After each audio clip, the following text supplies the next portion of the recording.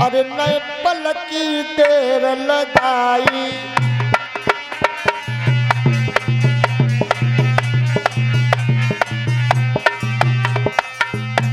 महाराज दशरथ ने अरे नए पल की देर लगाई,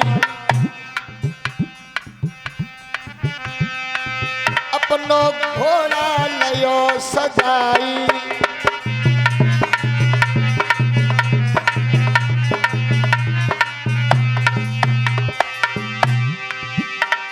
अरे आगे केक के यहाँ पहुंच गए। ये महाराज केक का दूसरा नाम है अश्वपति और इनकी बेटी है जिनका नाम है मैया केकई। और कैसी है? बुत चंद्र बदन उजियारी है, बुत लागी रही सुकुमारी है,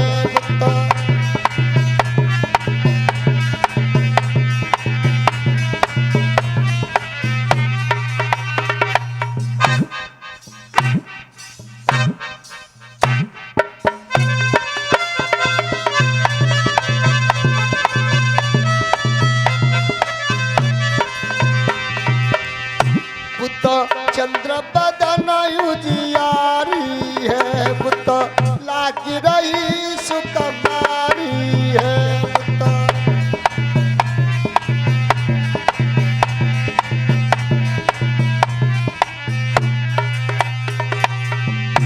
मेरी सुनियो कथा अगारी है, राजा को बिटिया प्यारी है मेरी,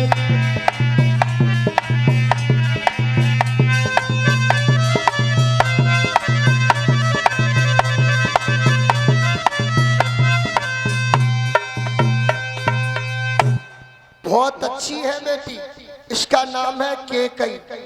और जब केकई के रूप को देखा महाराज दशरथ ने तो पिता तुल बुजुर्गों माता बहनों गौर देना, महाराज दशरथ केकई पे मोहित हो गई। और महाराज दशरथ ने केकई के पिता महाराज कैक से ये कहा कि महाराज हाँ आप अपनी बेटी केकई का विवाह मेरे साथ कर दो। अब महाराज दशरथ है चक्रवर्ती सम्राट, यहाँ से सूर्य निकलता है और अस्त होता है वहां तक के राजा है, और महाराज केक तो बहुत छोटे राजा है। महाराज के कहने लगे महाराज ऐसी कोई बात नहीं, मैं शादी तो कर दूंगा और ये मेरे सौभाग्य है कि मेरी बेटी केकई तुम्हारी धर्म पत्नी बनेगी, आप मेरे दामाद बनोगे, जमाई बनोगे। परीक्षण का है क्या कि हमें एक वचन देना होगा। क्या वचन चाहिए? तो महाराज केकई के पिता महाराज दशरथ से बोले कि महाराज सुनो, आपको ये वचन देना होगा कि आपकी बड़ी रानी के पुत्र होगा तो वो अयोध्या का राजा नहीं बनेगा, फिर क्या मेरी बेटी केकई का पुत्र राजा बनेगा। महाराज वचन में बंध गए। अब शादी करनी है तो वचन निभाओ और नहीं करनी तो वचन तोड़ दो। तो महाराज दशरथ की बात बोले सुनो महाराज कि रघुकुल रीति सदा चल आई, प्राण जाए पर बचन न जाई।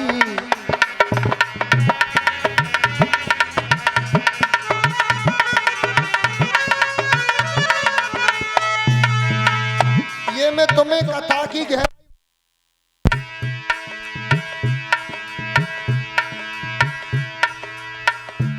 हेलो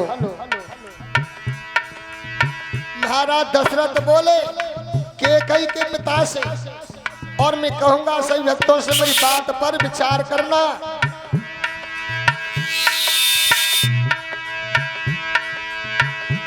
हो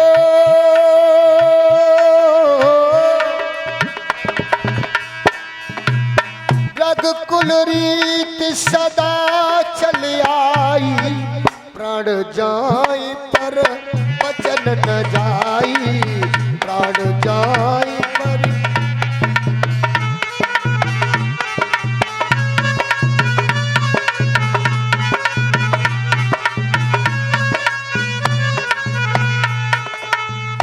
रघुकुल रीति सदा चल आई, प्राण जाए पर बचन न।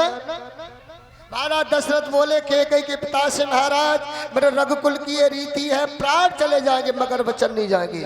और मैं तुम्हें वचन देता हूं आज, क्या मेरी बड़ी रानी का पुत्र,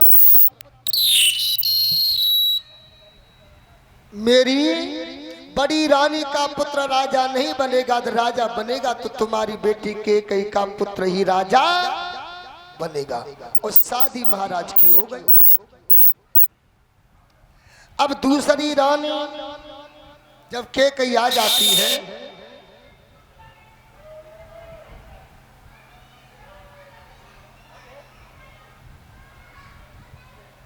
जब रानी आ गई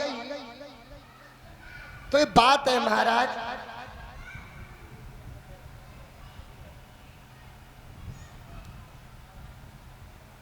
जब प्रभु राम छोटे थे तो प्रभु राम ने मैया कैकेयी के नेत्र बंद कर लिए और ये कहा, मैया हाँ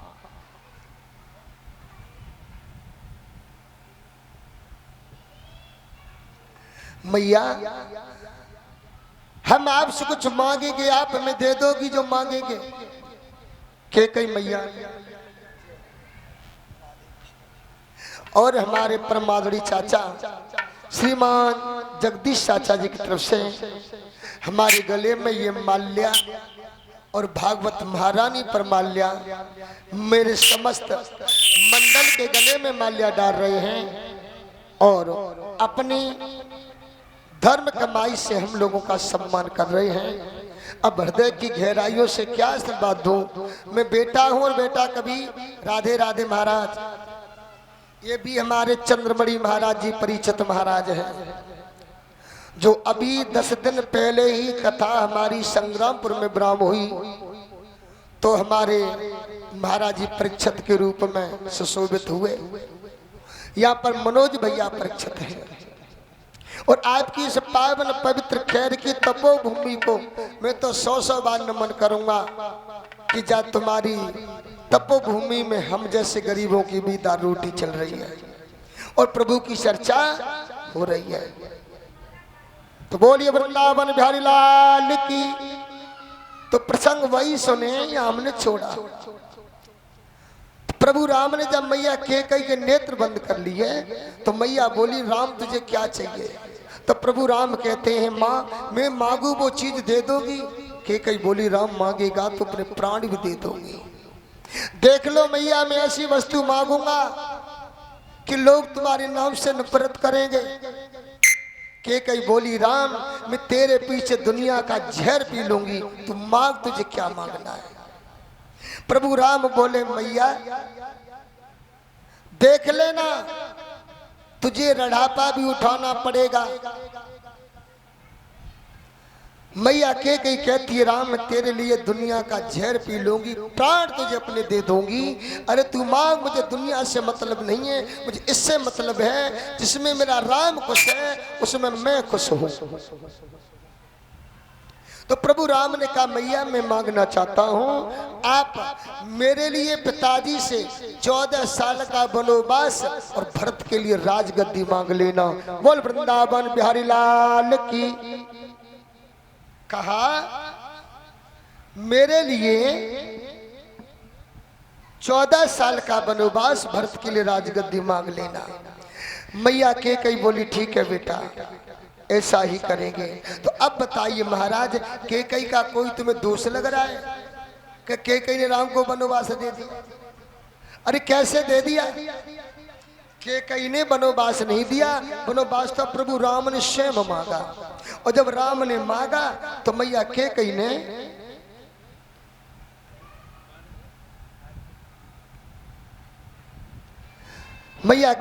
वनवास राम के लिए मांग लिया।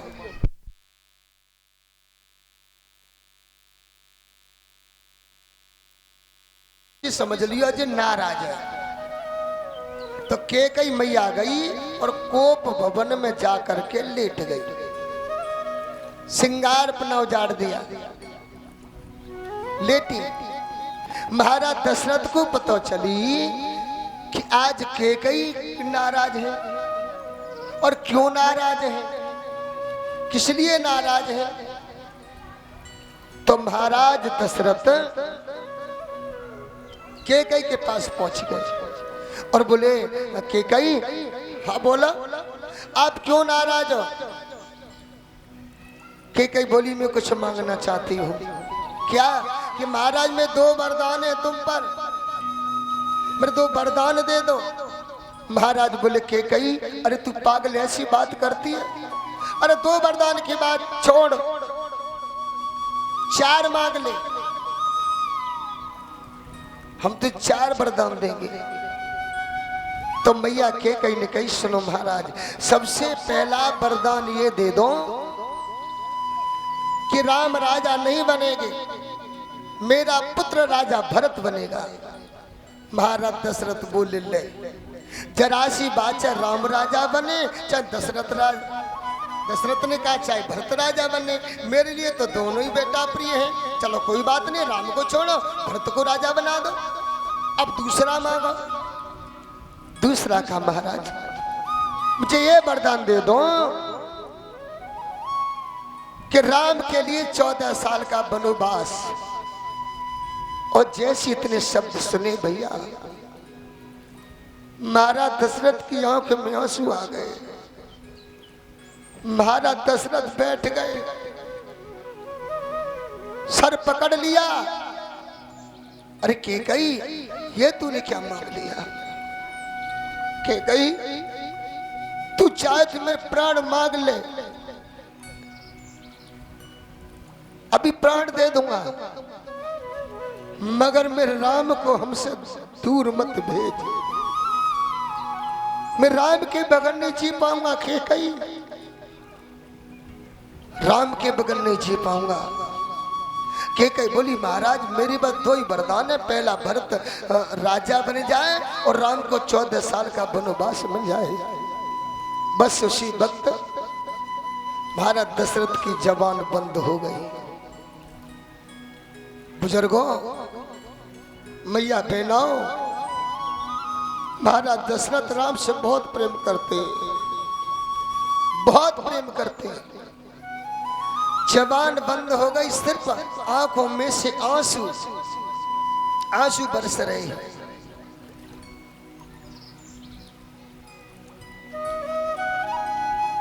ऐसा होना है। महाराज दशरथ को याद आ गई उस वक्त की, जिस वक्त महाराज दशरथ शिकार खेलने के लिए गए और चंद्रकला उद्यालक मुनि का पुत्र श्रवण कुमार जल लेने आया। महाराज ने बाण मारा मृग समझ के और श्रवण की छाती में जाके बाण लगा। श्रवण सरयू के किनारे गिर पड़ा। महाराज ने श्रवण को गोदी में उठा लिया, ये मैंने क्या किया। और महाराज अपने कंधे पर उठा के श्रवण को अंधे माँ बाप के पास ले जाने लगे। चंद्रकला उद्दालक मुनि बैठे ही अंधे हैं। बेटा श्रवण कुमार देखिए बच्चे शोर मचा रहे हैं ना, इन्हें थोड़ा डांटो।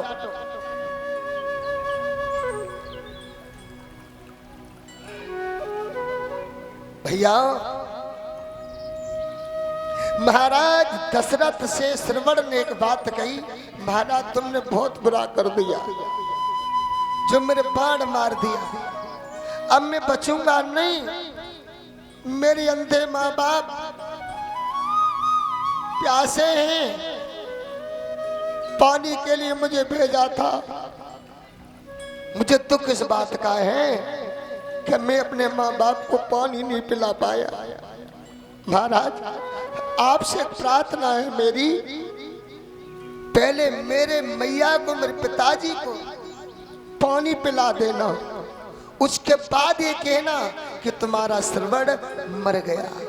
और पहले ही बता दिया तो मेरे माँ बाप जल भी नहीं पिएंगे महाराज, और मेरे साथ ही मर जाएंगे। ओहो, पहुंच गए देखिए माँ वो होती है जो बच्चे के दिल की धड़कन से समझ लेती है मेरा बेटा आ गया। माँ की ममता की क्षमता नहीं होती इस दुनिया में। और मैं बुजुर्गों कहना चाहता हूं माँ बाप से बड़ा कोई भगवान भी नहीं होता इस दुनिया में। कितनी कथा करो, कितने ही पुण्य करो इनको, और घर पे तो माँ बाप को प्यार नहीं दे पाए, कोई फायदा नहीं। जब उसके दरबार में जाएंगे तो पूछना पड़ेगा। बेटा परदेश जाता है तो बीबी भी खा लेती है, सो जाती है, भैया भी सो जाता है, पर बूढ़ी माँ को नींद नहीं आती। सारी रात अपने बेटे की याद में मेरा बेटा कल मुझे छोड़ के परदेश जाएगा। और जब बेटा जाता है ना तो माँ अपने हृदय पर पत्थर का टुकड़ा रख लेती है, बेटा के सामने नहीं जाती। और जब बेटा चला जाता है फिर बेटे की याद में रोती है। महाराज मेरे प्रभु राम की वो कथा है यदि हृदय से भावना से कह दी जाए और हृदय से सुन ली जाए, बहुत दर्द है, बड़ा वियोग है, बड़ी भक्ति है, बड़ी ममता है। माँ तो माँ होती है। श्रवण कुमार के अंधे माँ बाप हैं मगर अपने बेटा की आहट नहीं मिली के लगे आप कौन? महाराज दशरथ झूठ कैसे बोले? मैं दशरथ हमारा बेटा का महाराज हमसे बड़ी गलती हो गई, धोखा से मैं तुम्हारे पुत्र के बाण मार दिया और तुम्हारा पुत्र मेरे हाथों से मारा गया। ओहो, अब माँ बाप ये सुन ले हमारा पुत्र मारा गया, वो माँ बाप पानी पी सकते नहीं, रो गए।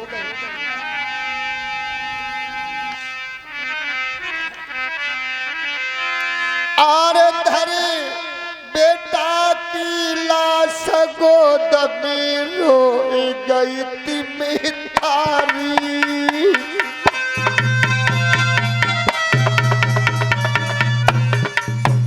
हेलो, अरे धर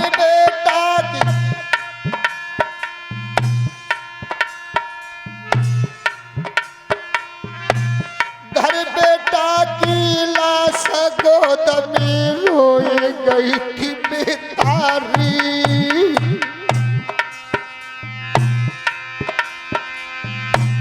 छोड़ी चलोगा कुमर कन्हैया मेरा भी अवतारी।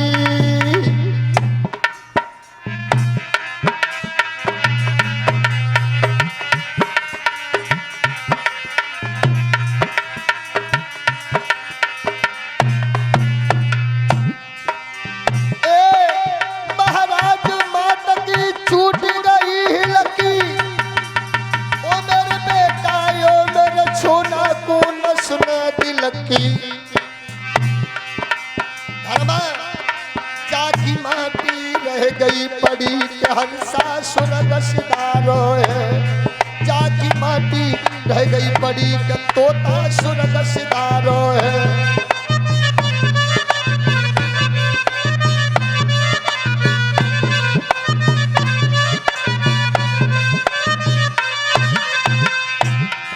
अरे सुरग सिधारो है मेरा तोता सुरग सिधारो है। जाकी मटिया रह गई पड़ी के हंसा सुरग सिधारो है।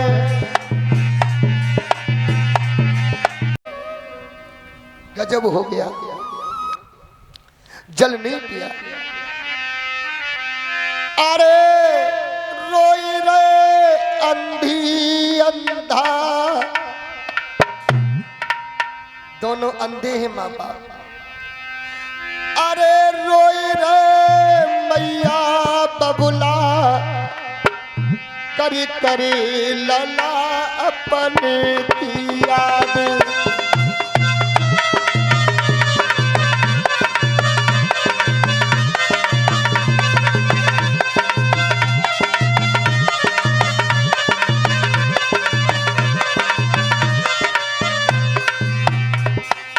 अरे रोई रे मैया बबुला, अरे रोई रे मैया बबुला, करी करी लला अपने की याद रोई रे।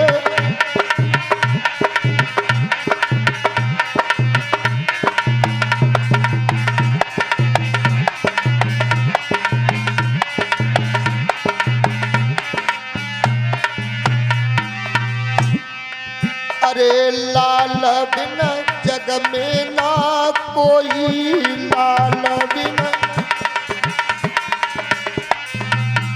महाराज दशरथ, हमारे पुत्र के बगैर हमारा संसार में कोई नहीं।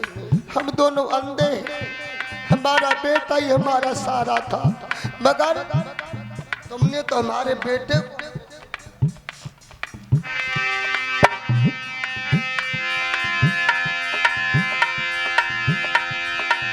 अरे रोई रे मैया बबुला, करी करी कुमर अपने की याद।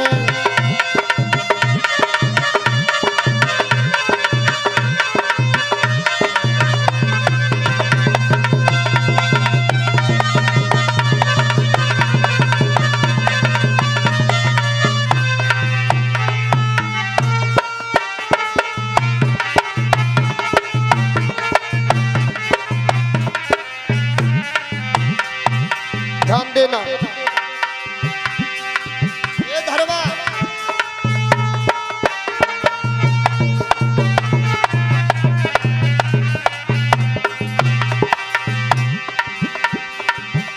अरे को तारो में साज सवेरे, को तारो में भुरारी।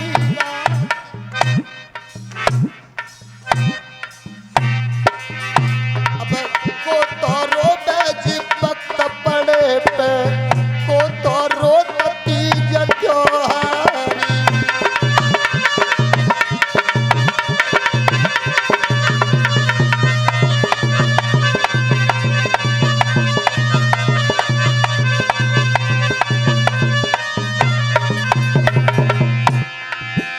अरे साज सवेरे मैया रोवे, दुखिया रोती तीज त्योहारी। और वक्त पड़े पे भैया रोवे, बड़ी दोस्तियों ध्यान हमारा।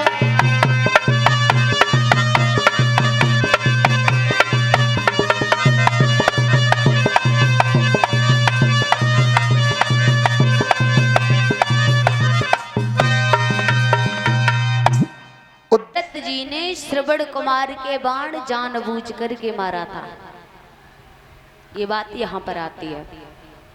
अब इसकी भी पूर्व जन्म की कथा है, अगर पूर्व जन्म की कथा करेंगे तो बहुत भविष्य में, कल सुनाते हैं इसको। अब आ जाते हैं जहाँ पर कथा हमने कल छोड़ी थी। कल किसकी कथा हुई थी मैया? सीता का विवाह। मैया सीता का विवाह हुआ महाराज। सीता के विवाह होने के बाद मैया सीता उर्मिला मांडवी सतकीर्ति के विदा हुई, और विदा होने के बाद जनक जी दशरथ जी के पैर छूने के लिए गई। कथा क्रम से लेकर के चलते, श्रवण कुमार की लंबी कथा है, कल सुनाते हैं, पर याद जरूर दिलाना कल। तो अब बात आती है कि जब पत्र विश्वामित्र जी के यहाँ पर गया था महाराज, दशरथ के पुत्र कौन थे? राम और लक्ष्मण। और जब किसी को बुलाया जाता है तो उसके माता पिता को पत्र भिजवाया जाता है, लेकिन दशरथ जी को पत्र क्यों नहीं गया था? इस बात को विचार करें। बात यह थी कि एक बार की बात है, आपने सुनी होगी मैया नर्मदा नदी, नर्मदा नदी के बारे में सुना होगा। उनके पति थे उनके पति मैया अनुसुईया के पास आई तपस्या की। मैया अनुसुईया ने क्या नर्मदा कहने लगी, मैया मैं भी पतिव्रत धर्म निभाना चाहती हूँ पर मुझे कोई पति तो मिले। मैया अनुसुईया बोली, देख तू मंदिर में जाना, तुझे जो सबसे पहले मिले उसी व्यक्ति के गले में माला डाल देना, वही तेरा पति है। गई मंदिर में मिले, उन्होंने माला डाल दी, लेकिन वो थोड़े चलने में असमर्थ थे और ऊपर से उनके कोढ़ भी था, नेत्रों से कम दिखता था, तो निकल करके जा रही एक ऋषि का कमंडल उन्होंने गिरा दिया, जल फैल गया। ऋषि ने श्राप दे दिया। ऋषि ने श्राप दिया कि तुझे बड़ा अभिमान है, मेरा कमंडल गिरा दिया, मैं तुझे श्राप देता हूँ, कल सूर्य निकलेंगे वैसे ही तेरी मृत्यु हो जाएगी। बोलिए गोविंद भगवान की। सूर्य निकलेगा तेरी मृत्यु हो जाएगी। अब नर्मदा रोने लगी कि अभी अभी तो विवाह हुआ है, अगर मेरे पति को कुछ हो गया तो मैं विधवा कैसे रहूंगी। तो जवाब दिया है ऋषि, हाथ जोड़ करके बैठी, पुत्री तुम चिंता मत करो, जाकर के देखो अयोध्या नगरी में कोई पति व्रता पत्नी हो, तुम्हारे पति पर जल के छींटे मार दे, तुम्हारा पति पुनः सही हो जाएगा, फिर चाहे सूर्य निकले डूबे कोई फर्क नहीं पड़ेगा। सुबह से संध्या हुई, घूमती रही, रात्रि हो गई, सूर्य निकलने वाले, लेकिन कोई भी ऐसा नहीं मिला मैया अयोध्या नगरी में कि जो जल के छींटे डाल दे। जब कोई नहीं मिला तो कौशल्या मैया के पास खबर गई, दशरथ जी की पत्नी है, उन्होंने अपना रथ सजवाया और रथ सजवा करके और बैठ करके जाने लगी। तब तक मैत्रानी मैया आ गई, ये महारानी तुम कहाँ जा रही हो। तो जवाब दिया, बहन बात यह है कि नर्मदा के पति की मृत्यु होने वाली है, कोई पतिव्रता पत्नी नहीं मिली यहाँ पर, तो हम उनके पति पर जल के छींटे डालने जा रहे हैं। मैत्रानी मैया कहने लगी, महारानी हमारे होते हुए तुम्हें कष्ट क्यों करना, अरे ये काम तो हम यूं गए और यूं आते ही करके।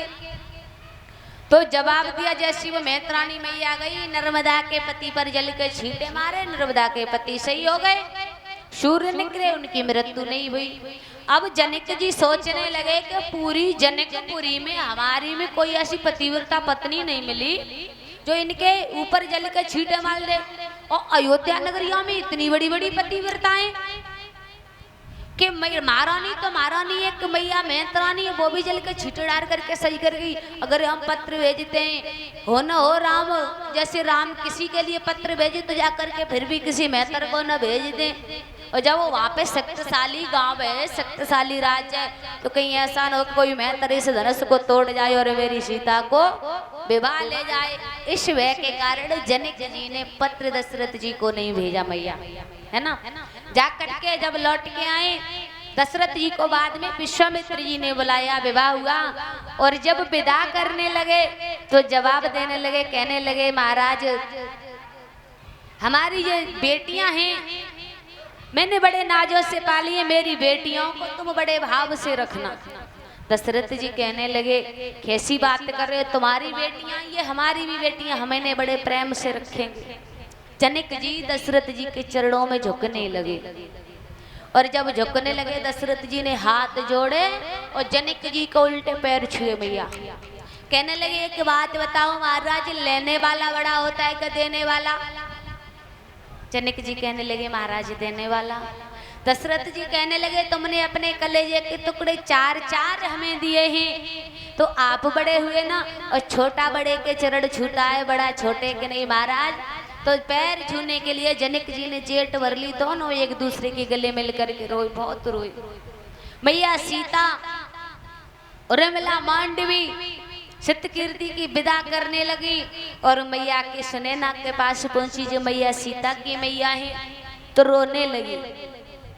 और मैया सीता ही नहीं, मैया एक बात का ध्यान रखना, बात ये हर बेटी के ऊपर आती है। एक बेटी एक जगह पर रह करके 25 वर्ष 20 वर्ष रहती है, और एक पल में पराए घर पर चली जाती है, और उस पराए घर पर भी जाकर के उस बेटी को चैन ना मिले, तो जिन माता पिता ने उसका पालन पोषण किया उनके हृदय पे क्या बीतेगी, कितना कष्ट होगा उनको जाकर के। इसलिए कहते हैं जो बहुएं आती हैं इनको बेटी बना करके रखो। बहुएं से भी ये कहा जाता है, एक माँ को छोड़ करके जा रही हो तो तुम्हारी दूसरी माँ है। सास को माँ बना करके रखोगी तो कभी घर में युद्ध नहीं होगा। और जिस घर में एक बात और ध्यान रखना, बेटी की ज्यादा चले महाराज, बेटी की ज्यादा सुनी जाए, बहू की कम सुनी जाए, उस घर में सुख शांति नहीं रह सकती। ये बात सत्यता है, क्योंकि जवाब दिया गया है महाराज कि जब बेटी विदा होती है तो माँ से अपनी से बस एक ही बात कहने लगी है। किसी ने बड़ी सुंदर लाइनें लिखी है जवाब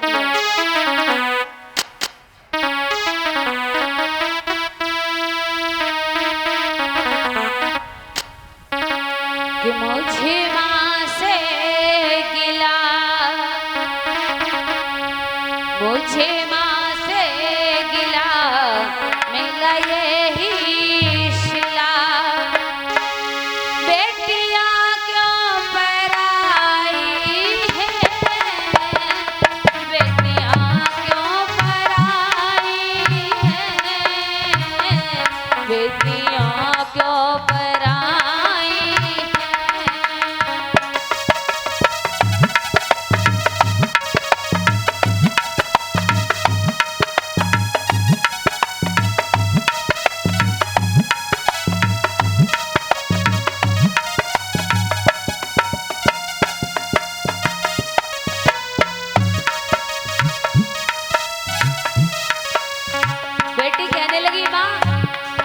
उसी कोख से मैं आई, उसी कोख से भैया, लेकिन भैया तो यहाँ की है, हमें क्यों पराया बना गया है। खेली कूदी में जिस आंगन में, वही अपना पराया सा लागे, वही अपना पराया सा लागे।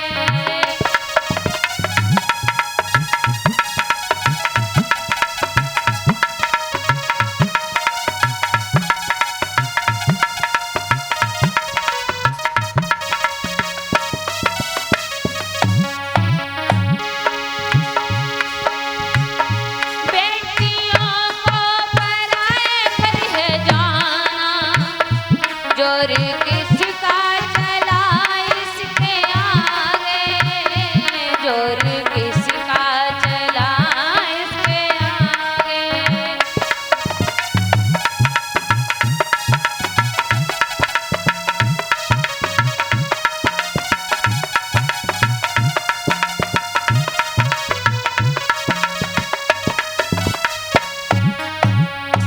और ये हमारे शीलू बेटा जो अकरावत कथा करके आए थे, अब वहाँ से बता रहे, बहुत सुंदर विचार है। कल हम वहाँ पर घूमने भी गए महाराज, भाव हर जगह के देखे, लेकिन इस अकरावत की भूमि के, अकरावत के भक्तों के भाव मैंने आज तक नहीं। जोरदार तालियां हो जाए मेरे कन्हैया के लिए। राधा रानी से ही कृपा है मैया, जितनी हो सके इस बेटे पर अपनी कृपा दृष्टि बनाए रखे, यही दुआ है राधा रानी से। एक को भर दिया, एक को भर दिया,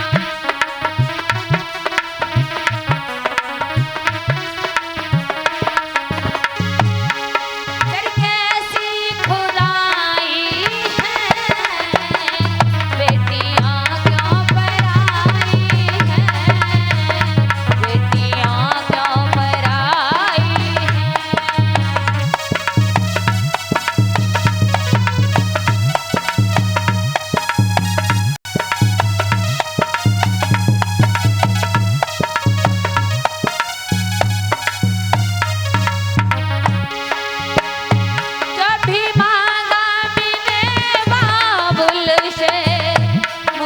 हंस के दिया बाबुल ने, मुझे हंस के दिया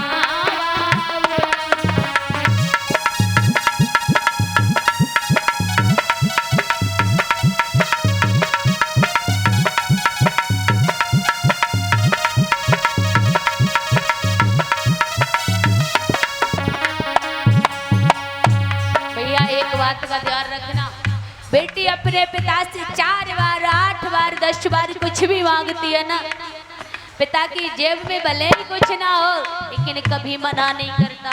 वही बेटी जाकर के दूसरे घर पे अगर एक बार कोई साड़ी ले ली या कोई वस्तु ले ली, अगर दूसरी बार मांग कर दी तो महाराज ऐसे ऐसे ताने दिए जाते हैं, नंगा किए तेरे यहाँ पर ठाकुर, बड़ा खर्च करती है, तू बर्बाद करके छोड़ देगी। बेटियों को चैन से जीने भी नहीं दिया जाता।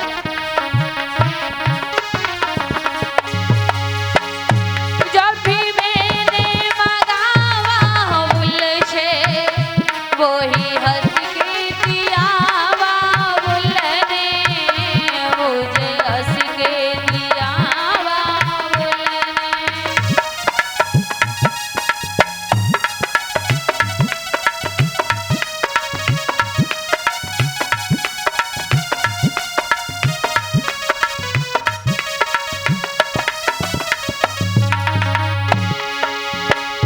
प्यार इतना दिया है मुझको, क्या बयां मैं करूं अपने मुख से, क्या बयां मैं करूं अपने मुख से।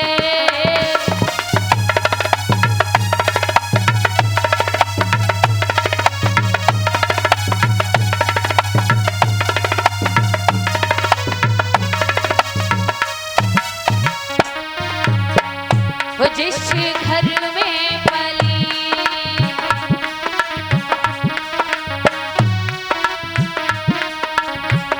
वो जिस घर में पली, उस घर से चली। ये कैसी विदाई है, बेटियां क्यों पराई है, बेटियां क्यों पराई है।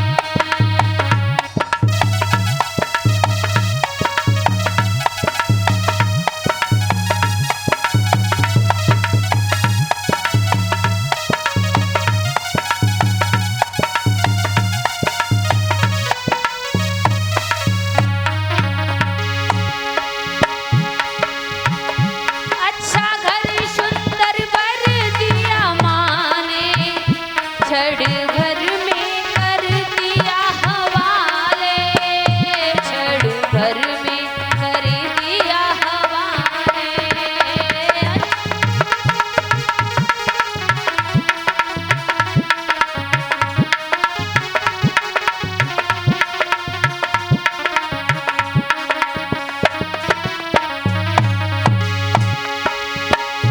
अच्छा घर सुंदर बर देखा माँ ने, छड़ भर में किया उनके हवाले, छड़ भर में कर दिया हवाले।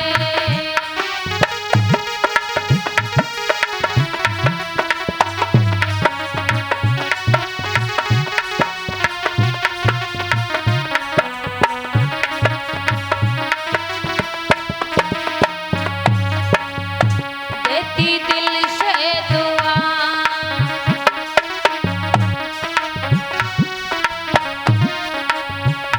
देती दिल से दुआ, खुश रहना सदा। वो देती दिल से दुआ, खुश रहना सदा। ये प्रीति निभाई है, बेटियां क्यों पराई है, बेटियां क्यों पराई है। मुझे माँ से गिला मिला यही सिला, बेटियां क्यों पराई है, बेटियां क्यों पराई है, बेटियां क्यों पराई है। जवाब दिया महाराज। आज हम कहते हैं ना, एक भाभी के यहाँ पर गए थे, नाम तो नहीं पता, आज का नाश्ता था, भोजन उन्हीं के यहाँ पर, तो बता रही थी कि जब इनकी बिटिया की शादी हुई तो रास्ते में भैया जब माँ से बिटिया अलग होती है, हृदय से हृदय जब दूर होता है,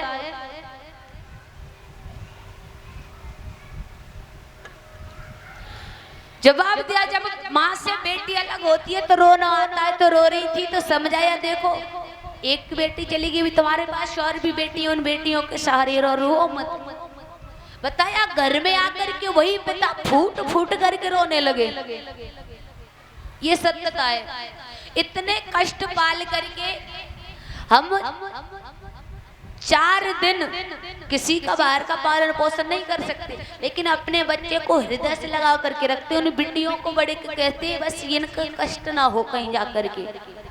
एक पिता अपनी बेटी के विवाह करने के लिए अगर उसकी सामर्थ्य 1 लाख है तो भैया 4 लाख का कर्जा कर लेगा, इतना कष्ट उठाता है।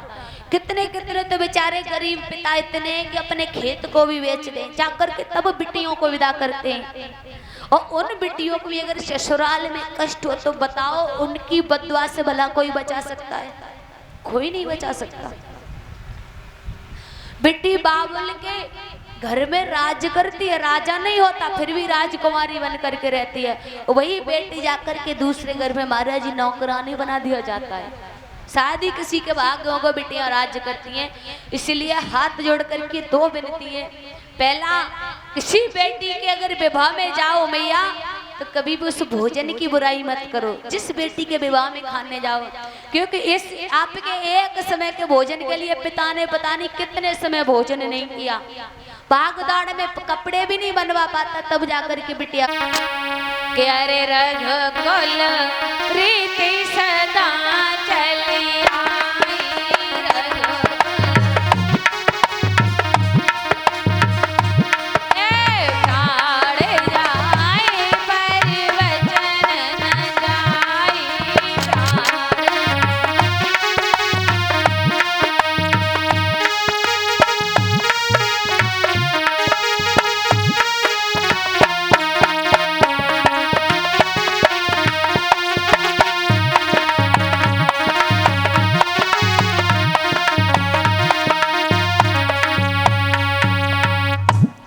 कि रघुकुल रीते सदा चल आई, प्राण जाए पर बचन न जाई।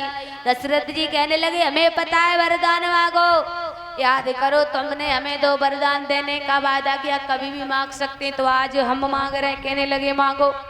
पहला वरदान तो ये कि मेरे भरत को राजगद्दी मिले, दूसरा वरदान ये कि राम को 14 वर्ष का वनवास मिले। दशरथ जी कुछ नहीं कह पाए।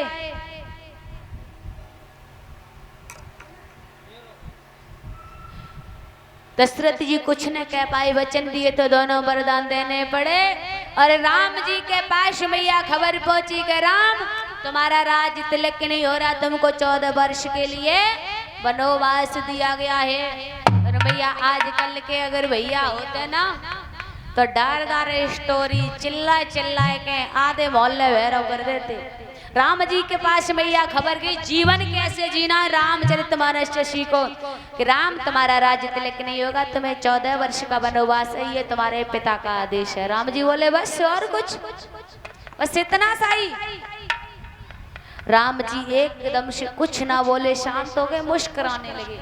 भगवान की आपने प्रतिमा कहीं देखी होगी, मैया तो मुस्कुराते हुए देखी होगी। और हम तो पता नहीं थोड़ी थोड़ी बात से पता नहीं कितने कितने ताने भगवान को दे। राम जी जाने लगे तो लक्ष्मण भी जाने लगे, लक्ष्मण जाने लगे, सीता मैया जाने लगे। और जब ये तीनों जाने लगे तो ये बात मैंने आपको चौपाई बताई। लक्ष्मण कहने लगे मैया सुमित्रा से, माँ मैं राम भैया को वनवास मिला इसलिए उनके साथ में जा रहा हूँ, उनकी सुरक्षा के लिए, उनकी सेवा के लिए। तब मैया सुमित्रा ने इस जगह पर तुलसीदास ने चौपाई लिखाई, लक्ष्मण कैसी बातें कर रहे हो। तब मैया बोली और कहने लगी लक्ष्मण अरे तुम्हारे है राम बन जाए,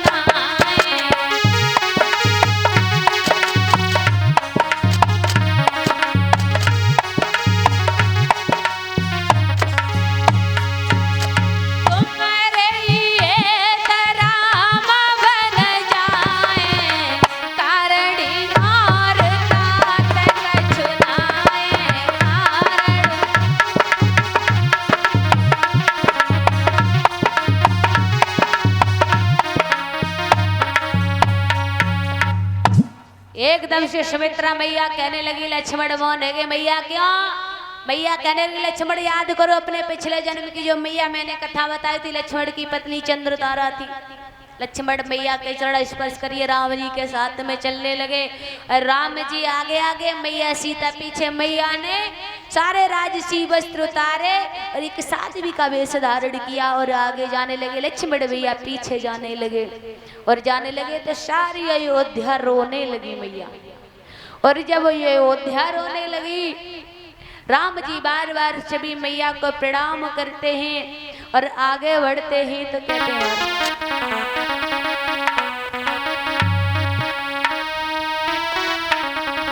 अरे छोड़ी चले रजधानी,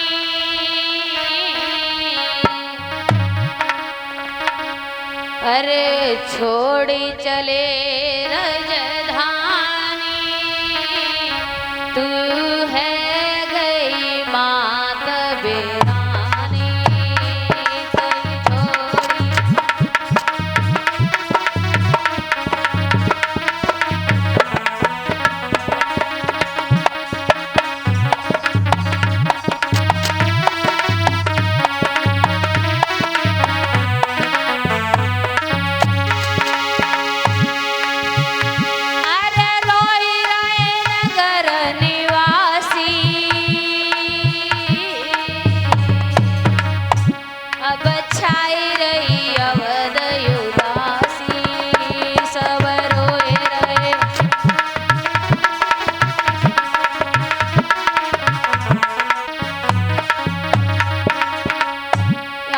करे वक्त मनमानी,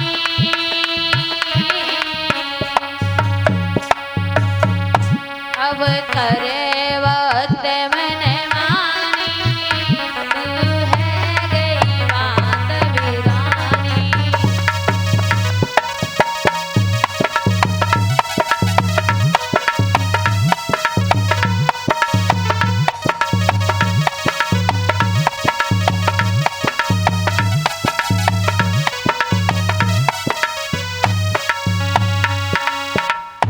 राम जी अपनी राजधानी को छोड़ करके जा रहे हैं। सारे अवध वाले पीछे पीछे भागने लगे।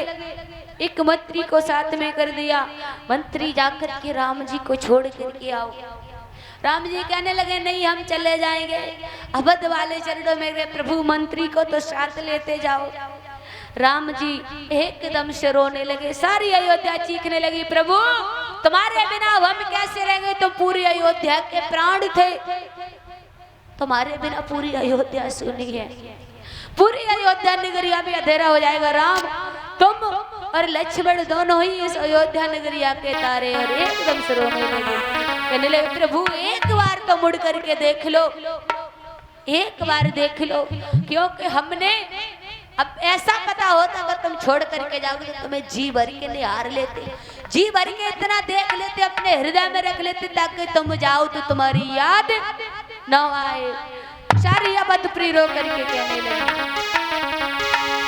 कि जरा देर ठहरो राम, और तमन्ना यही है, अभी हमने जी भर के देखा नहीं है, अभी हमने जी भर के देखा नहीं है।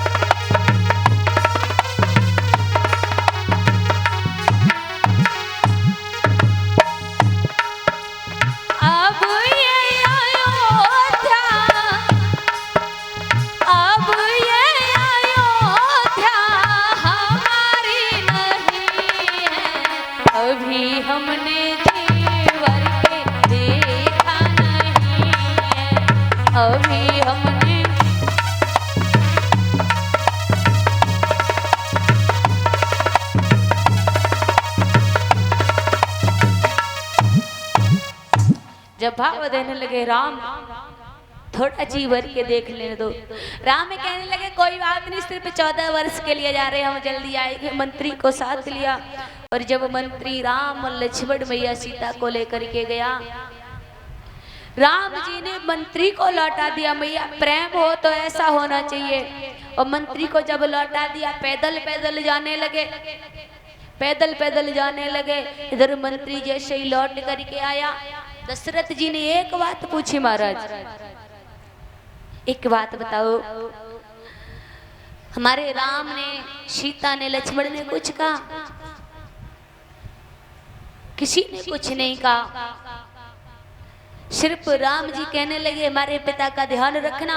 मैया सीता ने कहने लगी हमारी मैया से प्रणाम कहना उनका थोड़ा स्वास्थ्य का ध्यान रखें। लेकिन लक्ष्मण जी ने पिता नहीं कहा आपसे, कहने लगे जाकर के कह देना उन दशरथ को अपनी पत्नी के कई के पल्लू में बधे रहे, आज के बाद ना वो मेरे पिता ना मैं उनका पुत्र। दशरथ जी कहने लगे अब चिंता नहीं है मंत्री, अब हमको चिंता नहीं है, जाकर के अब हमारा राम सुरक्षित है। और इधर बताया महाराज जी एक और भजन है, मैया दुल्हन का भजन लेते हैं। क्योंकि उर्मिला के ऊपर भी बताया है इस रामायण में कि लक्ष्मण काने वाला शरीर और मिला देखी देखी रोवती है।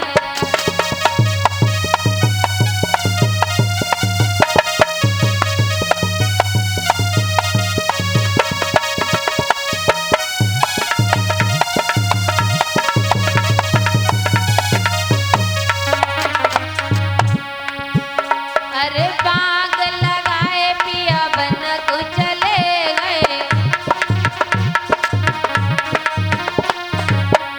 हाँ बाग लगाए पिया बन को चले गए। पेड़न पे लिखे गए आने और मिला देखी देखी रोवती है।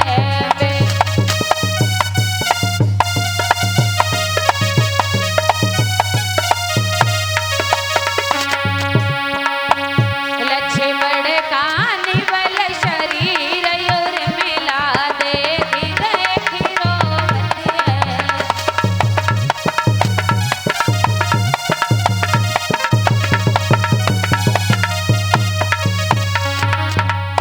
अरे ताल खुदाए पिया वन को चले गए, ताल खुदाए पिया वन को चले गए।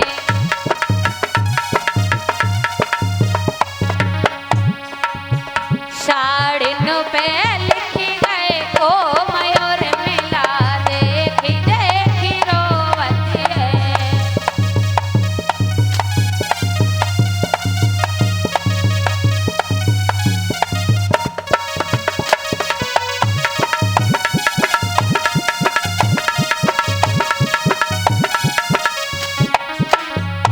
अरे कुआ खुदाए पिया वन को चले गए, कुआ खुदाए पिया वन को चले गए।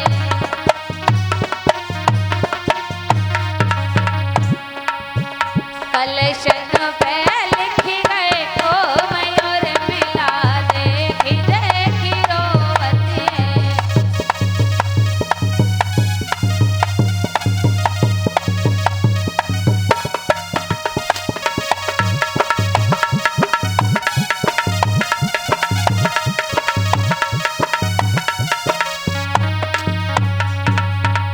लक्ष्मण को निवल शरीर और मिला देखी देखी रोवती है।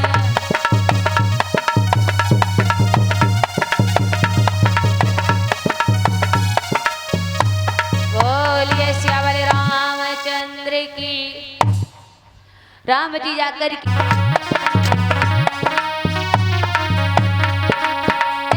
मेरी नैया में लक्ष्मण राम गंगा मैया गिरे वो।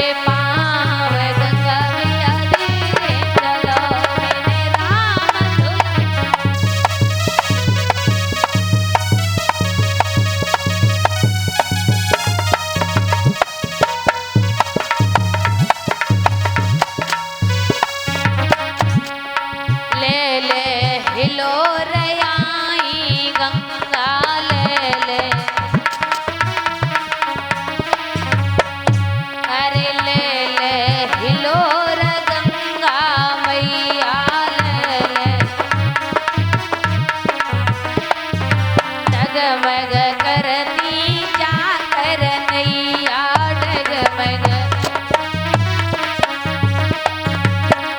तब प्रभु बढ़ायो पाँव गंगा मैया रे चलो तब।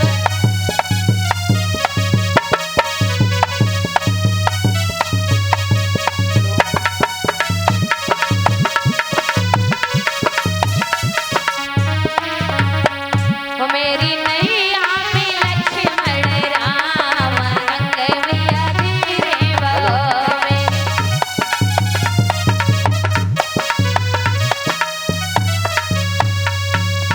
जैसी गंगा मैया उड़ाल लेने लगी, राम जी समझ गए चरण छूना चाहती है, वैसी जाकर के पांव बढ़ा दिया।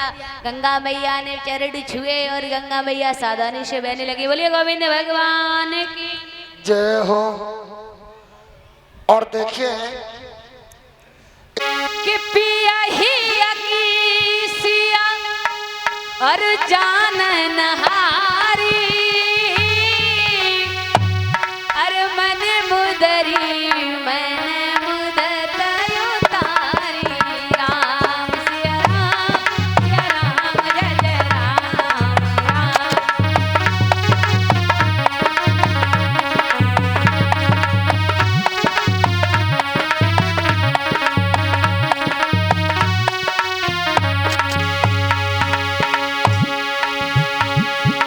हो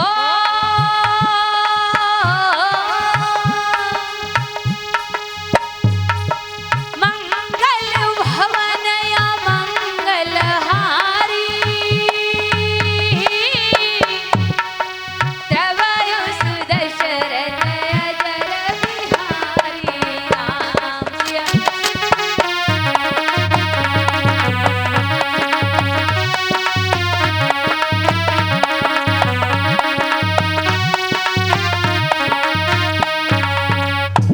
के पियहिया की सिया जान नहारी, और मन मुदरी मन मुदत उतारी। पिया के हिय की यानी पति के हृदय की बात जान जाती है मैया सीता। एक मड़ मुदरिया जाकर के राम जी को दिया, बड़े चुपके से जाकर के उतराई में ये दे दो। केवट चरणों में लेट गया, प्रभु आपने दर्शन दिए मेरे लिए, ये अब इस दास को कुछ दे करके शर्मिंदा मत करो। केवट कहने लगा, प्रभु तुमसे एक ही विनती है, यहाँ पर आए हमारी नैया पर हमने पार की है, जीवन की नैया पर जाए आप पार करना। भाई बड़े मुदरी ले जा करके लौटाए। केवट ने हाथ जोड़े, चरणों में दंडवत प्रणाम किया। राम जी लक्ष्मण जी मैया सीता आगे बढ़ने लगे, क्योंकि कहते हैं ना महाराज, राम कथा इतनी प्यारी है, इसमें थोड़ा थोड़ा क्या महाराज, इस राम कथा में तो सिर्फ कष्ट ही कष्ट है। भगवान श्री राम मैया ध्यान रखना, बिना चप्पल के आप यहाँ पर नहीं, कितने 4 दिन 5 दिन अगर सड़क पे भी निकल गए तो पत्थर चुभ जाएगा।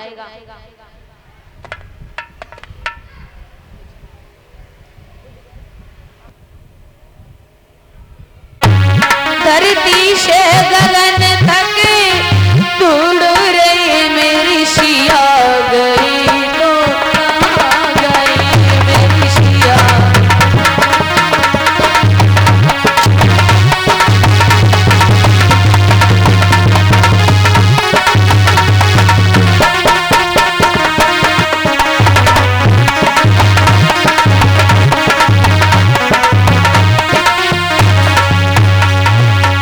राम बार बार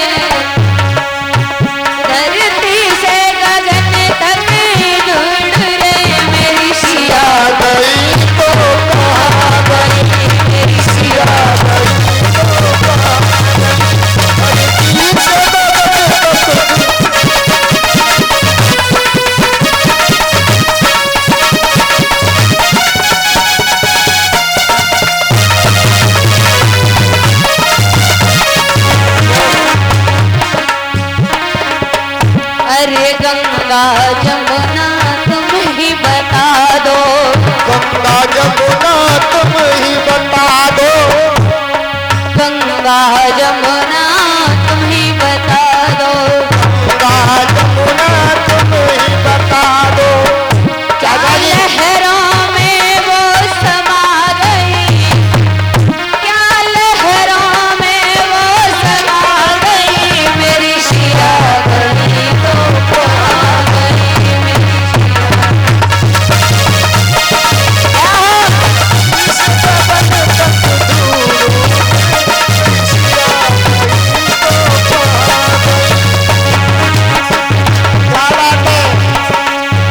धरती से गगन तक ढूंढू रे, धरती से गगन तक ढूंढू रे, धरती से गगन तक ढूंढू रे, मेरी शिया गई तो कहाँ गई, मेरी सिया गई तो कहाँ गई, धरती से गगन तक ढूंढू रे, मेरी सिया गई तो कहाँ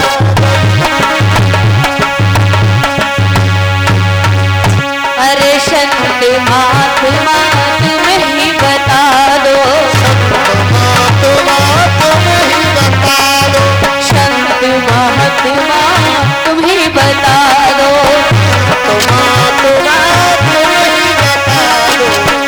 क्या जोगिन बन कर चली गई, क्या जोगिन बन कर चली गई, मेरी शिया गई तो आ गई, मेरी शिया गई।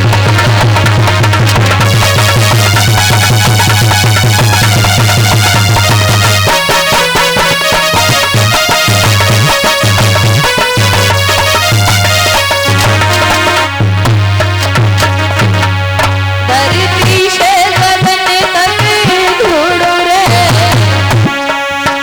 धरती से गगन तक ढूंढू रे, मेरी शिया गई तो आ गई, मेरी शिया गई तो आ गई।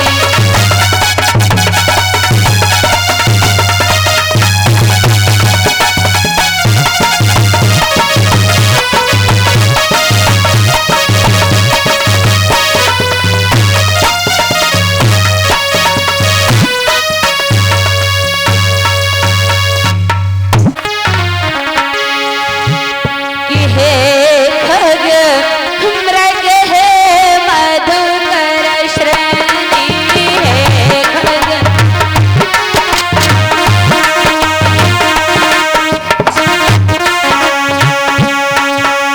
हे खग मृग हे मधुकर श्रेणी,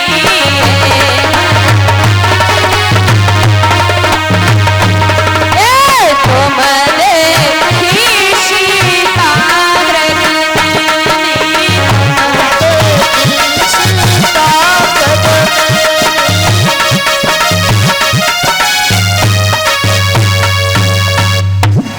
और लंका से ललकारे चले हनुमान, लंका से ललकारे चले हनुमान।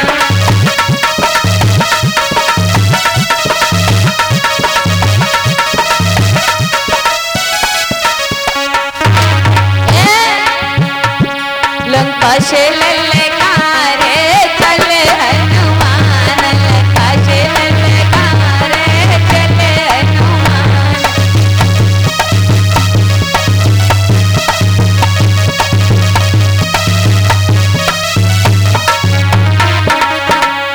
अरे कान के पुत्र कान के सेवक कान के,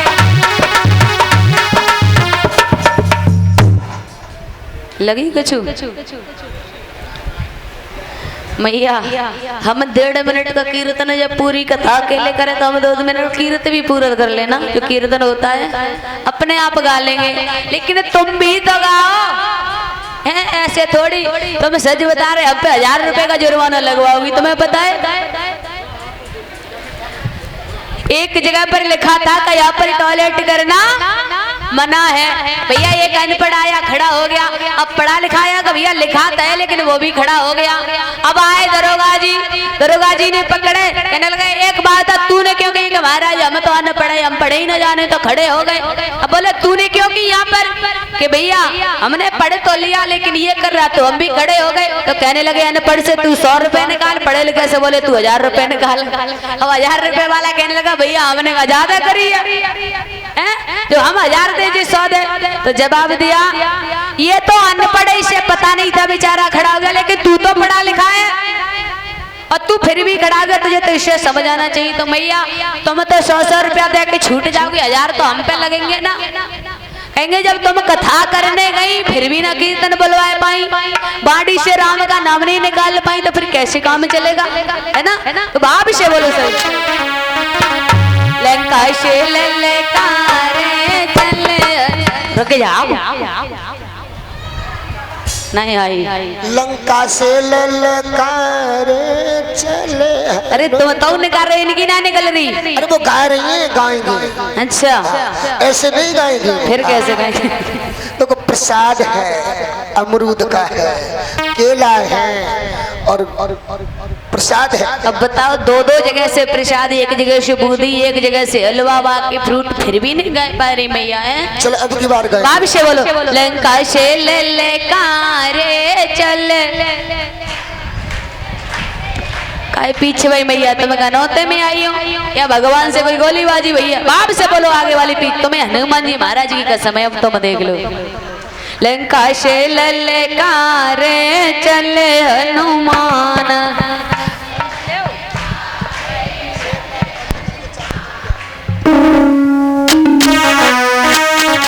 अरे कौन के पुत्र कान के सेवक, कान के अरे कौन के रखवाले चले हनुमान, कौन के रखवाले चले हनुमान।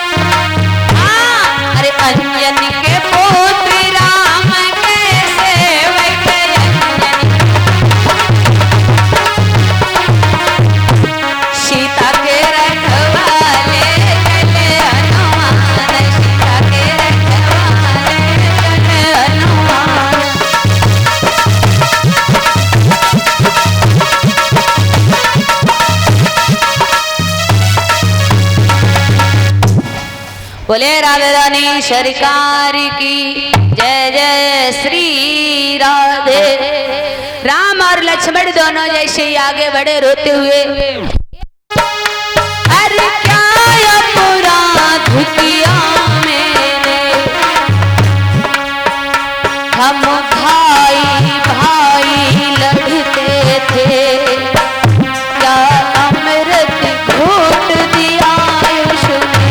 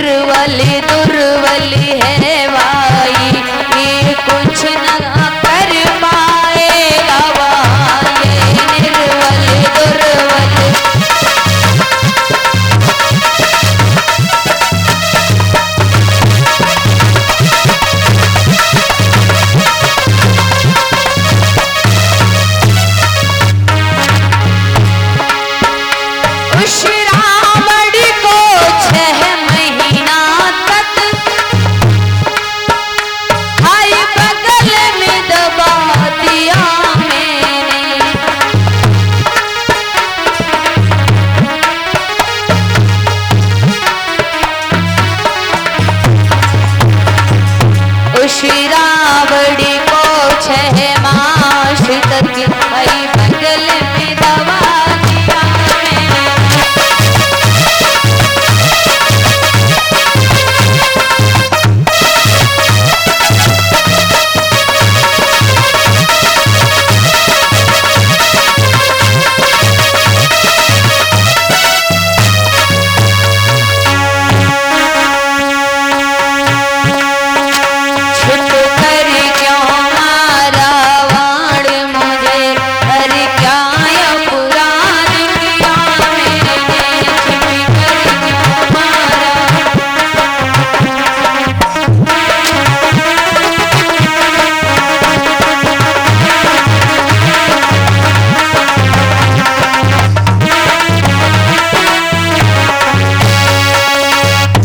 कहने लगा प्रभु ऐसे कौन सा अमृत इसने पिला दिया, कौन से बोल दिए। अरे तुम 6 महीना बगल में दबाया है मैंने, मेरे पल में खबर ले आता, लेकिन तुमने मेरे साथ गलत किया है। राम कहने लगे वाली तूने भले कुछ नहीं किया, लेकिन एक कार्य तूने बहुत गलत किया है। क्या प्रभु? छोटे भाई की पत्नी पुत्री के समान होती है और तूने कुदृष्टि से देखा ले उसे अपनी पत्नी बनाई, बस यही अपराध था तेरा। रावण में तुझ में कोई ज्यादा फर्क नहीं है। अपनी भूल का एहसास हुआ बाली को। कहते महाराज मरते हुए व्यक्ति को अपने जितने कर्म कांड होते सब याद आते, फिर तो कहते महाराज इनसे मुक्ति मिले। कहने लगे प्रभु हमें भूल समझ में आ गई, हमारी एक विनती अगर आप चाहो तो पूरी करो। राम कहने लगे वो तो हम तुम्हें पूछने वाले, तुम्हारी कोई इच्छा हो तो बता। कहने लगे इच्छा कोई नहीं है, हमारा बेटा है अंगद, इसे अपनी शरण में लगाना, इसका कोई कसूर नहीं है। इतनी बात कह करके बाली ने प्राण छोड़ दिए। मैया वही बाली और वही श्री राम द्वापर युग में कृष्ण बने राम जी, वो बाली जरा नाम का बहेलिया बना और उस जरा नाम के बहेलिया ने प्रभु श्री कृष्ण के पैर में पद्म चमक रहा था, बाण मारा और तो जाकर के भगवान श्री कृष्ण का प्राणांत हो गया। तो ध्यान रखना, बदले नहीं जाते हैं, बदले प्रभु श्री राम ने कृष्ण अवतार में दिए तो हमें और आपको भी देना पड़ेंगे। इसलिए किसी के साथ कभी दगा नहीं करना चाहिए। राम जी ने बाली के साथ में दगा किया, थोड़ी सी भूल थी, लेकिन सामने से वार करना बताते हैं वीरो योद्धा का कि दगा किसी का सगा नहीं और ना माना तो कर देखो, और जिन जिन ने दगा किया है उनके जाकर घर देखो। इसलिए कभी किसी के साथ छल कपट नहीं करना चाहिए। बोलिए गोविंद भगवान की। राम जी ने सुग्रीव का राज तिलक किया, वानरों की सेना ली, रीछों की सेना ली। अब बैठे हुए समुद्र के तीर पर और जवाब दिया, अब भैया लंका समुद्र के दूसरी पार है, अब उधर जाए कौन? भालू और वानर दो ही सेनाएं। कहने लगे अंगद महाराज मैं पहुंच तो जाऊंगा, लेकिन लौटने का पता नहीं है मैं अगर लौट पाऊंगा या ना लौट पाऊंगा। जावंत जी कहने लगे अंगद तुम रहने दो, तुम मत जाओ। हनुमान जी बैठे, उनको कोई पता नहीं है, क्योंकि बताए जाते हैं हनुमान जी को श्राप मिला था कि तुम तुम्हारी शक्तियां भूल जाओगे। हनुमान जी को नहीं पता। तो जावंत जी कहने लगे हनुमान जी तुम कैसे शांति से बैठे हो? हनुमान जी कहने लगे महाराज हम क्या करें, हमारे पास कोई साधन नहीं है। तो जावंत जी कहने लगे कि कवन काज कठिन जग माई और जो न हो तात तुम पाही। हनुमान जी तुम्हारे बारे में तो जितना कहा जाए उतना कम है। ऐसा संसार में कोई कार्य नहीं है जो तुम नहीं कर पाओ। और हनुमान जी के एकदम से महाराज सारी शक्तियां याद आई और एकदम से खड़े हुए सारे बल योद्धा जितने हनुमान जी के शरीर में थे और जाकर के गए समुद्र में। बताया जाते एक दैत्य का श्रृंगार किया, लंका में पहुंचे और लंका में जैसी खोज लगाने लगे। मैया थोड़ी सूक्ष्म रूप में कथा लेते हैं। तो जैसी प्रवेश किया तो बताया जाता है प्रवेश किया तो राम राम का स्वर उन्हें सुनाई दिया। और राधा जी माफी चाहेंगे, हमारे दोनों भैया राम लखन की जोड़ी आ गई है, चंद्र प्रकाश गोयल जी और किशन गोयल जी। हमारे जो अनंतराम चाचा जी हैं इनके सुपुत्र हैं, एक बार जोरदार ताली से स्वागत करें। दोनों राम लखन हैं और दोनों ही आज्ञाकारी हैं और ये तो महाराज दशरथ है, मैया कौशल्या खड़ी है और हमारे दोनों मेरे भैया हैं जो किशन